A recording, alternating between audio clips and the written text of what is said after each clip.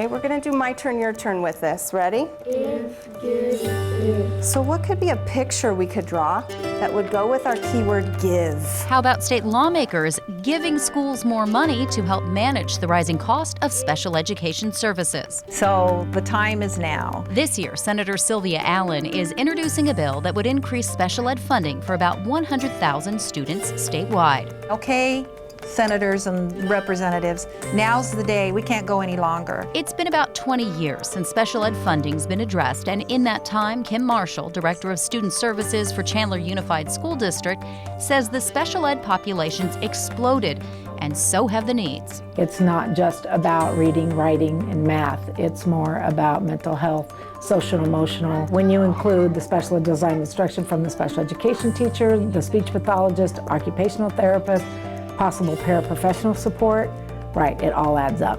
And the district has to fund it. It's a federal mandate.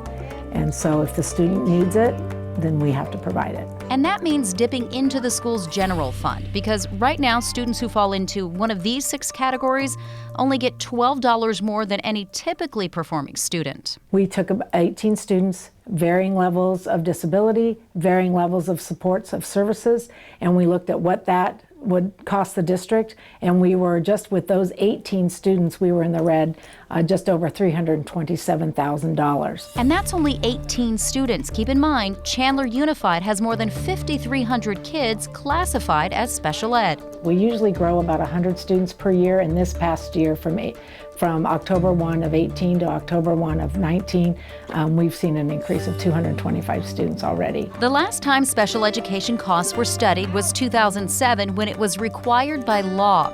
At that time, there was a $98 million funding gap. Arizona law no longer requires or funds such studies, so the current gap is anyone's guess. What we do know, the population keeps growing without any additional funding. Okay, you ready to write a sentence about the past and the present? Between the 2007 and 17 school years, the number of Arizona students diagnosed with autism more than doubled.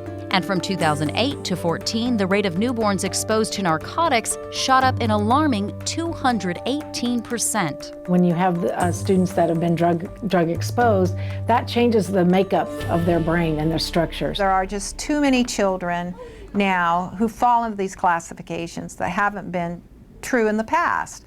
I don't know all the reasons why, and I guess that doesn't matter for us for this argument. We have the issue, let's try to help these kids. Senator Sylvia Allen is introducing Senate Bill 1060. 1060 is asking for a $50 million appropriation, and that will add $500 more a year to these formulas, which will so benefit our schools. It also creates the Extraordinary Special Education Needs Fund. Sometimes they're not able to stay within the public school setting, and they need extreme and intensive supports in order to give them the skills to be able to come back. This would help public schools seek reimbursement for those placements, which can run more than $50,000 per student. Arms up, ready, set, go. Oh, hope. Okay. Students and educators I want to add another suffix. What does that say now? Hopeful. Good. are hopeful this bill passes. I think it's a definite move in the right direction. Nicole Kreitz for Arizona's Family. We should also add tonight, Senate Bill 1060 will be discussed in the Senate Education Committee at some point tomorrow. And even if this bill goes through, Arizona is still struggling with a teacher shortage that is even more dire for special ed because those special ed teachers are especially hard to come by.